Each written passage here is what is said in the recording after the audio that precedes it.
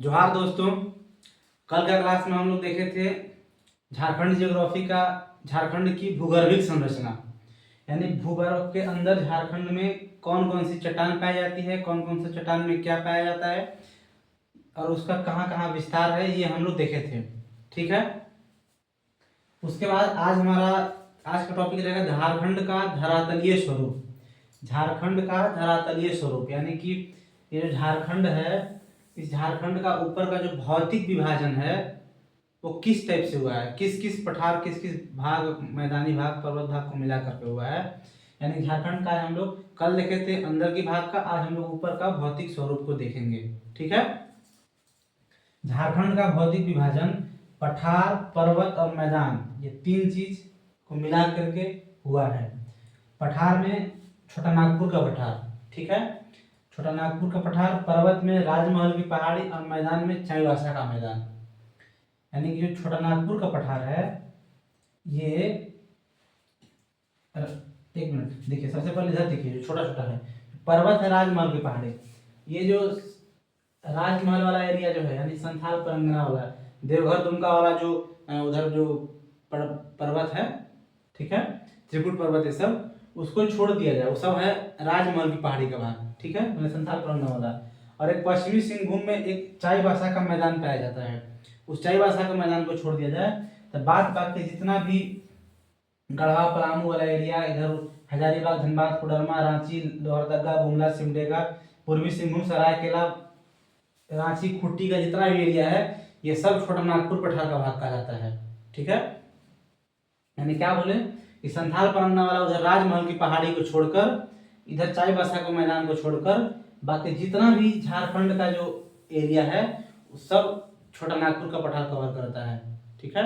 यानी कि हमारा झारखंड का योगदान, झारखंड का भौतिक विभाजन, भौतिक स्वरूप का योगदान में छोटा नागपुर पठार का सर्वप्रमुख योगदान है। छोटा नागपुर पठार का सर्वप्रमुख योगदान है झारखंड की भौतिक निर्माण में। ठीक है।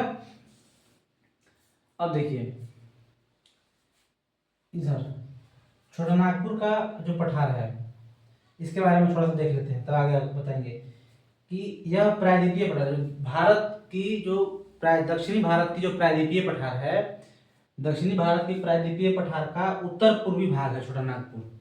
यानी कि छोटा नागपुर पठार जो है, हमारा जो झारखंड का जो छोटा नागपुर पठार है वो किसका भाग है, आपसे पूछेगा कि हिमालय का भाग है कि प्रायद्वीपीय पठार का भाग है, तो आपको ये लगाना है कि दक्षिण जो दक्षिणी प्रायद्वीपीय पठार है उसी का उत्तर पूर्वी भाग है आपका छोटा नागपुर पठार। ठीक है। यानी दक्षिणी भारत का, यानी प्रायद्वीपीय भारत का, प्रायद्वीपीय पठार का उत्तर पूर्वी हिस्सा छोटा नागपुर पठार का भाग कहलाता है। ठीक है। इसका विस्तार उड़ीसा, वेस्ट बंगाल, बिहार और छत्तीसगढ़ के बॉर्डर, छत्तीसगढ़ के राज्य, मतलब इन सब राज्य जो जो इसे बॉर्डर बनाता है, बिहार, उड़ीसा, पश्चिम बंगाल, छत्तीसगढ़, इन सब के सीमा तक इसका विस्तार पाया जाता है छोटा नागपुर पठार का। ठीक है। इसका जो निर्माण है, छोटा नागपुर पठार का निर्माण लावा के जमाव से हुआ है, इसका निर्माण लावा के जमाव से हुआ है। और छोटा नागपुर पठार की जो सबसे ऊंची चोटी है, ये छोटा नागपुर पठार की सबसे ऊंची चोटी गिरिडीह जिला के में स्थित पारसनाथ की पहाड़ी, जिसको सम्मेद शिखर के नाम से भी जाना जाता है, वो सबसे ऊंची चोटी है छोटा नागपुर पठार की। यह झारखंड की भी, यानी कि छोटा नागपुर पठार, राजमहल की, चाईबासा के सब पूरा भाग मिला के पूरे झारखंड की भी सबसे ऊंची चोटी आपका पारसनाथ की पहाड़ी सम्मेद शिखर है, जिसकी ऊंचाई 1365 मीटर, 1365 मीटर है। ठीक है। यानी 4478 फीट इसकी ऊंचाई है। ठीक है। यानी कि छोटा नागपुर पठार के बारे में हम लोग देख लिए कि अब प्रायद्वीपीय भारत, प्रायद्वीपीय पठार की उत्तरी पूर्वी हिस्सा है छोटा नागपुर पठार। झारखंड के निर्माण में इसका सर्वप्रमुख योगदान है, क्योंकि राजमहल की पहाड़ी और चाईबासा के मैदान को छोड़ दिया जाए तो बाकी भी जितने भाग में पठारी पाए जाते हैं वो सब छोटा नागपुर पठार का भाग है। ठीक है। इसका विस्तार उड़ीसा, वेस्ट बंगाल, छत्तीसगढ़, बिहार वाला बॉर्डर तक सीमा साझा करता है। इसकी सबसे ऊंची चोटी पारसनाथ। ठीक है। इसका निर्माण लावा के जमाव से हुआ है। अभी छोटा नागपुर के पठार को, राजमहल को और इधर ये चाईबासा के मैदान को अभी छोड़ दीजिए। अभी हम लोग देखेंगे छोटा नागपुर पठार का भाग को। यानी कि जब भी छोटा नागपुर पठार का आपका हम बात करेंगे तो आपको ये वाला एरिया, इस जो एरिया जो देवघर इतना परसेंट जो दिख रहा है पेंट किया हुआ, इसको छोड़ देना है। इसमें चाहे वर्षा का मैदान को छोड़ देना है। बाकी सभी एरिया जो ये पूरा है ये सब छोटा नागपुर पठार का हिस्सा है। इसमें जितने भी पाए जाते हैं छोटा नागपुर पठार के पठारी क्षेत्र, मतलब इसमें जो भी पठारी क्षेत्र आएंगे वो सब छोटा नागपुर पठार का भाग कहलाएंगे। ठीक है, तो अब आपको एक ही बार इतना पढ़ने में समझने में बहुत डिफिकल्ट होगा, इसलिए स्टडी के लिए, अध्ययन के सुविधा के लिए इस छोटा नागपुर पठार को भी छोटे छोटे भागों में, पठारी भाग में बांटा गया है। यानी कि ताकि आपको पढ़ने में एरिया वाइज समझने में आसान हो, इसलिए छोटा नागपुर पठार को अलग अलग पठारी क्षेत्र में, छोटे छोटे पठारी क्षेत्र में बांटे गए हैं। ठीक है, जैसे देखिए छोटा नागपुर का पठार का है एक पाट क्षेत्र, इसी का भाग है पाट क्षेत्र। इसी का भाग है रांची एंड हजारीबाग का पठार। रांची हजारीबाग का पठार एक ही में था प्रारंभ में, लेकिन दामोदर नदी घाटी, दामोदर नदी द्रोणी का निर्माण होने से वो बीच से बही और रांची और हजारीबाग का पठार को अलग अलग बांट दी। यानी कि इसको पाट क्षेत्र, रांची का पठार को पढ़ेंगे अलग, हजारीबाग का पठार को अलग पढ़ेंगे, कोडरमा गिरिडीह का पठार को अलग पढ़ेंगे। ऐसे कोडरमा गिरिडीह का पठार भी हजारीबाग का पठार में बहुत जगह आपको, कोडरमा गिरिडीह का पठार को भी हजारीबाग का पठार में मिलेगा पढ़ने के लिए, लेकिन हम आपको इसको भी अलग किए हैं ताकि जितना आप छोटा छोटा करके पढ़िएगा उतना आपको समझने में आसानी होगी। हालांकि कोडरमा गिरिडीह का पठार का भाग कहिए, किसी भी इसमें से किसी भी पठार का अगर कोई एक स्पेशल क्षेत्र का बात करें तो वो सब छोटा नागपुर पठार का ही भाग होगा। ये सब का पाट क्षेत्र का, रांची का पठार का, हजारीबाग के पठार का, कोडरमा गिरिडीह का पठार का, जितना भी कोई एक स्पेशल भाग, कोई स्पेशल क्षेत्र का बात किया जाए तो वो सब ओवरऑल छोटा नागपुर पठार का ही हिस्सा हो जाएगा। लेकिन हम लोग इसको पढ़ने के लिए छोटे छोटे पठारी भाग में बांट रहे हैं। ठीक है, अब देखिए आगे।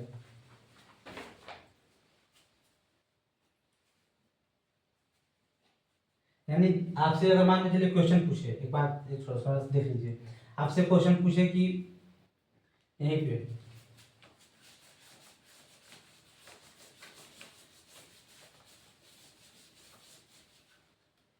कि क्वेश्चन आपसे पूछे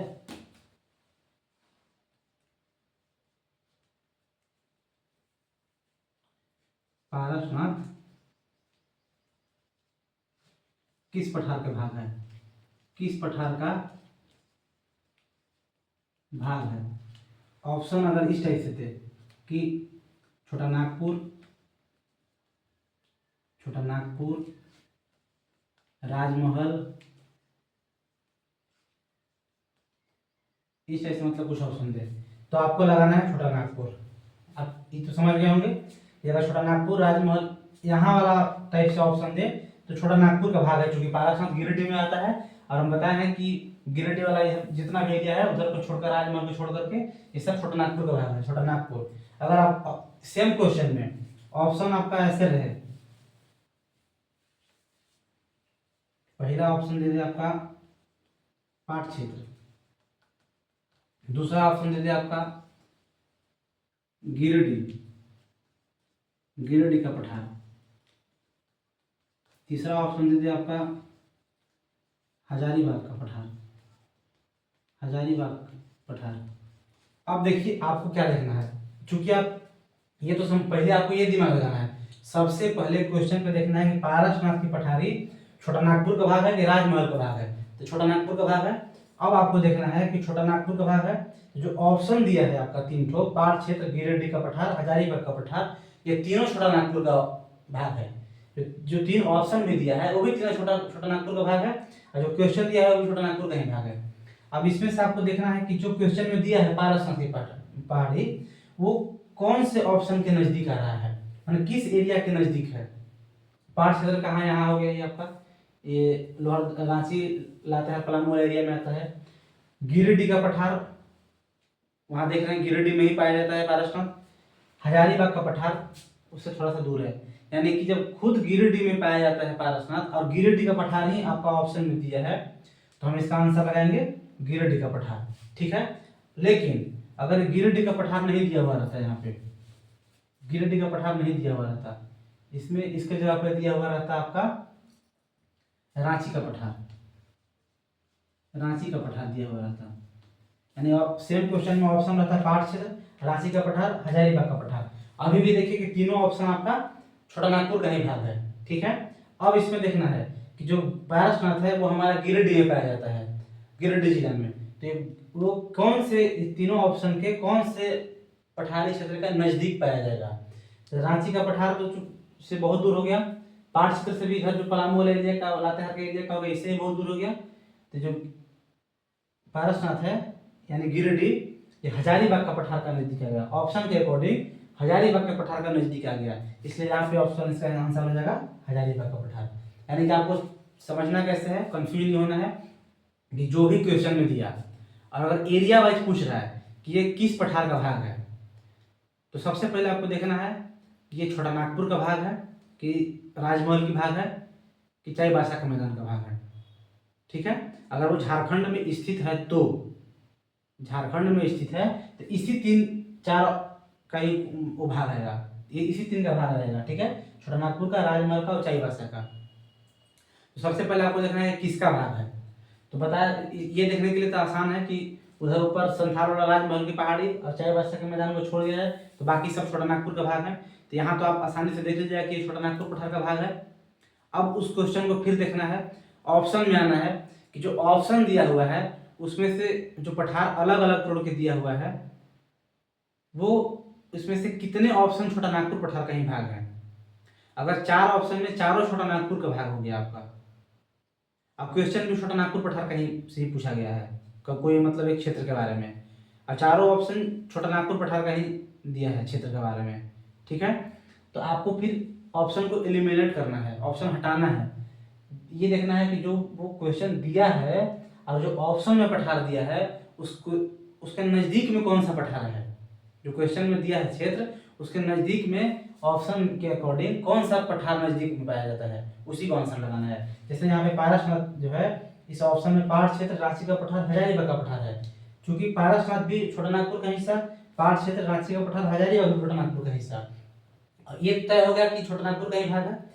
अब आपको ये देखना है कि पारसनाथ किसके नजदीक है। तो पाट क्षेत्र तो पलामू लातेहार वाला एरिया का है, इससे दूर हो गया। रांची का पठार भी रांची मध्य भाग को कवर करता है, झारखंड का मध्य एरिया को कवर करता है रांची का पठार, ये भी कैंसिल हो गया। अब हजारीबाग का पठार, क्योंकि हजारीबाग और गिरिडीह एकदम सटा हुआ है, यानी कि ये हजारीबाग का पठार का हिस्सा होगा। उम्मीद है कि आप लोग अच्छे से समझ गए होंगे। फिर भी नहीं समझे आप पूछिएगा, नेक्स्ट क्लास में फिर से इसको बताएंगे। अब देखिए इसका पाट क्षेत्र के बारे में हम लोग देखते हैं, ठीक है।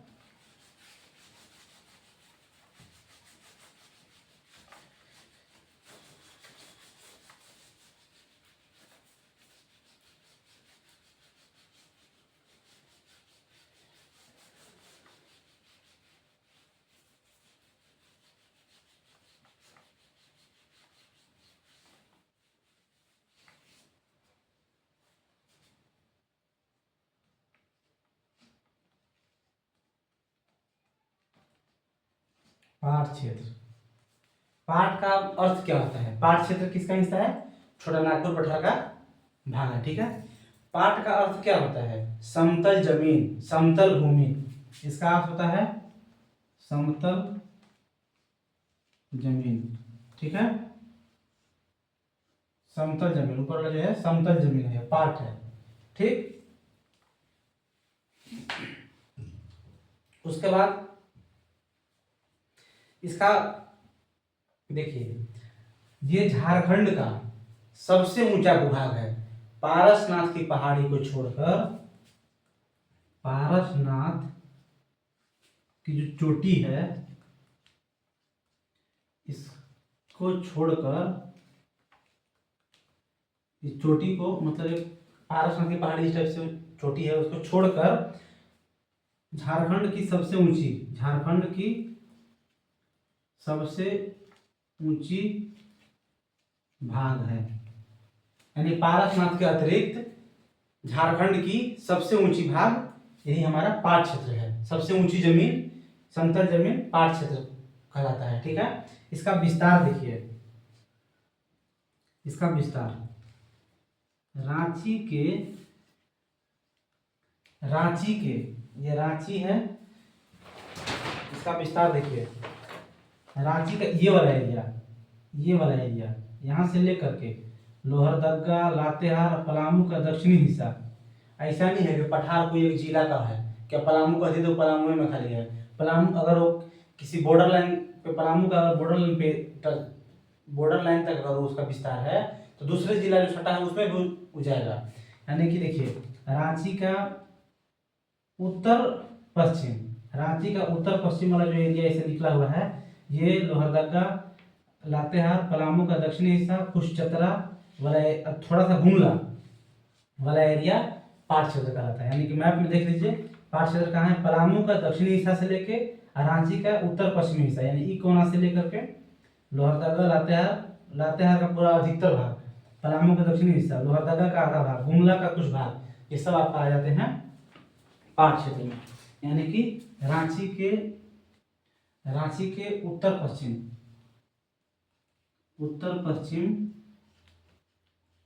से पलामू के दक्षिणी हिस्सा तक, पलामू के दक्षिण हिस्सा तक इसका विस्तार है। इसमें जिला मुख्य रूप से बता रहा है, ऐसे अगल बगल थोड़ा थोड़ा जिला टच करता है। रांची हो गया, थोड़ा सा पलामू हो गया, रांची का हल्का भाग, रांची मत लिखिए, पलामू, लातेहार, लोहरदगा, गुमला, ठीक है। आपका इधर लातेहार से पलामू से थोड़ा सा इधर गढ़वा वाला जो उधर रंका वाला एरिया है उधर भी टच करता है, ठीक है।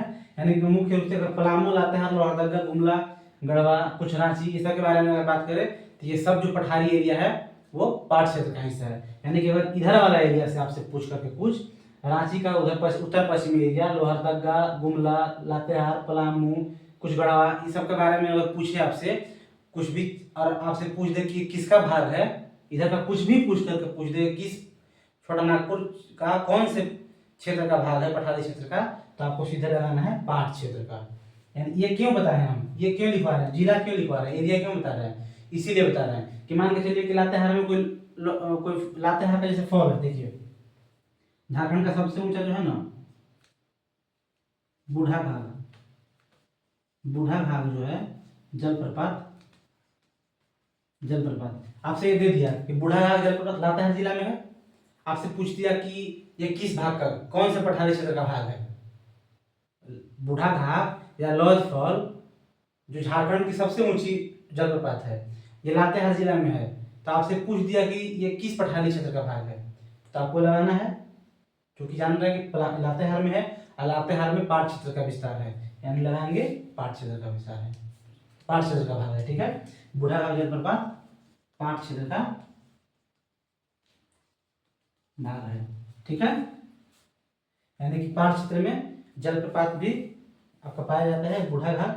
और यहाँ से प्रमुख नदियाँ, यहाँ से नदियाँ भी निकलती हैं, जैसे आपका हो गया उत्तरी कोयल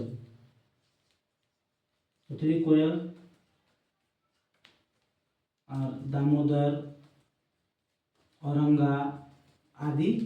यानी कि उत्तरी कोयल, दामोदर, औरंगा आदि पाट क्षेत्र के से ही नदियाँ निकलती हैं, ठीक है। इसका आकृति देखिए, इसका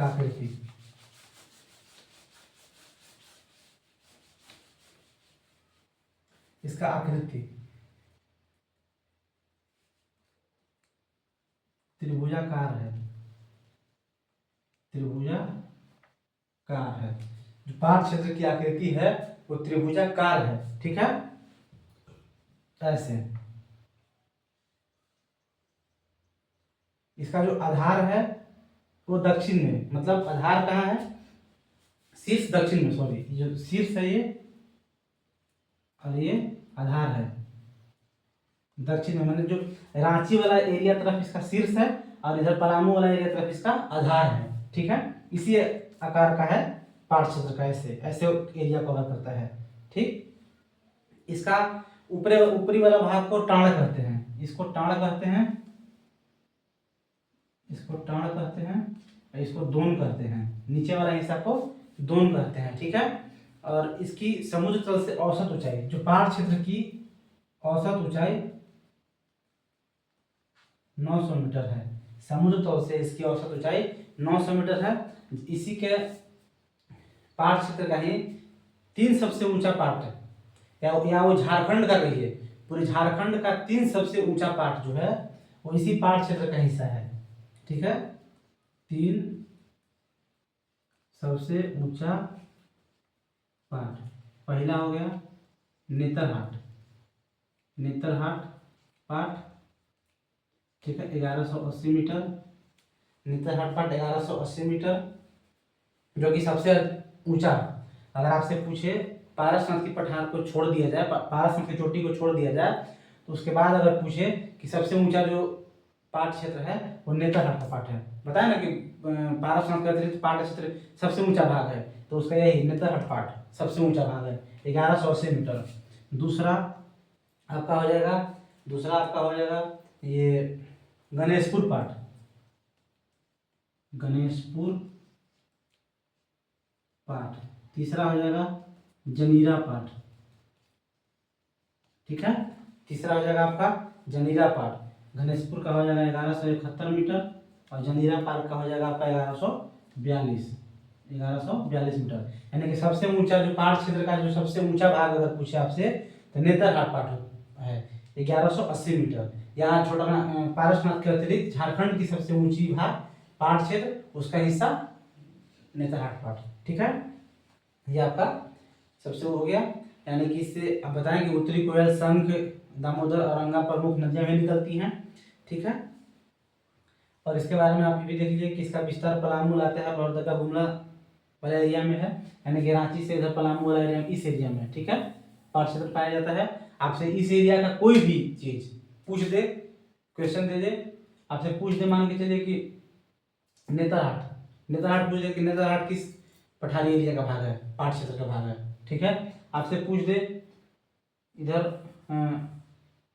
जो पलामू का जो पलामू वन्य जीव अभयारण्य है उधर वाला एरिया पूछते, कोई भी चीज़ अगर आपसे इस एरिया का पूछते, आप मेरा बात कहने का मतलब समझ रहे होंगे कि उस एरिया का कोई भी स्पेसिफिक चीज़ देकर के आपसे पूछे कि ये किस पार्ट का भाग है, किस पठारी क्षेत्र का भाग है, तो पहाड़ क्षेत्र का मारेंगे इधर का, ठीक है।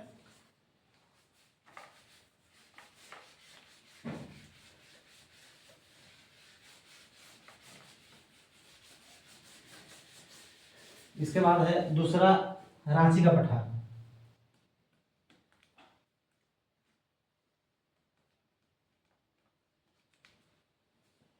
रांची का पठार, ठीक है। इसको हम लोग नेक्स्ट क्लास में देखेंगे। रांची का पठार, हजारीबाग का पठार, ये सब नेक्स्ट क्लास में, एक ही क्लास में बहुत ज़्यादा देखिए लंबा 1 घंटा का क्लास हम भी ले सकते हैं, करा सकते हैं, लेकिन उससे क्या होगा कि आप बोर भी हो जाइएगा, समझना भी है।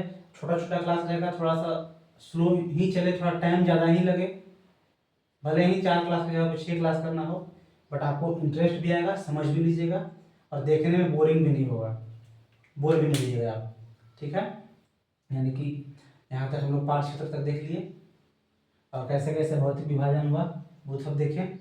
आपको बेसिकली आपको माइंड में हमेशा याद रखना है कि कौन से एरिया अगर हम मान के चलिए कि खुर्टी का बात करें तो ये पता होना चाहिए कि ये छोटा नागपुर पठार का भाग है कि नहीं, कि राजमहल का भाग है, ठीक है। अब ये पता हो गया कि छोटा नागपुर का भाग है, तो उसके बाद हमको ये पता करना है कि ये खुर्टी जो है वो पहाड़ क्षेत्र का हिस्सा होगा, कि रांची का पठार का हिस्सा होगा, कि हजारीबाग का पठार का हिस्सा होगा, कि गिरिडीह कोडरमा का पठार का हिस्सा होगा, ये पता करना है आपको, ठीक है। आपसे अगर कोडरमा पूछ दिया तो आपको देखना है कोडरमा छोटा नागपुर का भाग है, ठीक है, ये राजमहल के लिए होगा, छोटा नागपुर का मिल गया। अब ये देखना है कि कोडरमा का पठार, कोडरमा के मान के चलिए खुद कोडरमा में के बारे में कुछ पूछ दिया कि कोडरमा जिला के अंदर कुछ क्षेत्र उसके बारे में पूछ दिया।